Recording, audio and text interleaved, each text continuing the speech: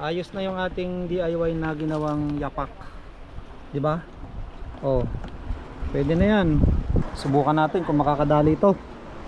Sa sobrang layo nga pala ng aking pinanggalingan ay nakalimutan ko pa yung isa sa pinaka-importante para makalangoy mga kabayan. Nakalimutan ko yung aking pins. Kaya naman hindi ako papayag na hindi ako makasisig ngayon. Kaya ako yung nag-DIY ng yapak. Sanay din naman akong gumamit ng ganyan mga kabayan.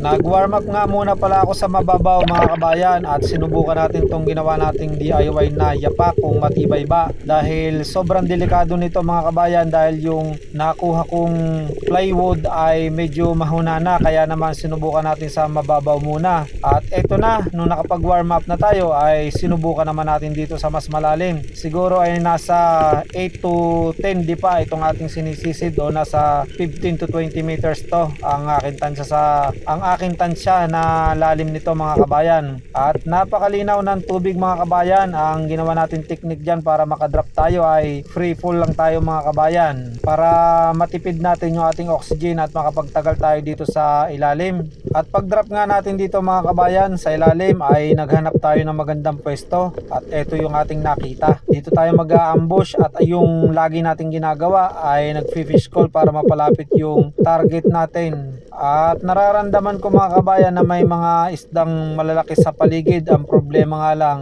hindi ko sila mapalapit ng husto sa akin mga kabayan, dahil kapag nauunahan nila ako ng tingin ay agad silang bumabalik at pumupunta sa malalim mga kabayan. Napakarami nga palang mga isdang maliliit. Yan nga pala yung hinahunting ng mga talakitok dito sa spot na ito. At hindi ko na nga pala kinaya at umangat na ako.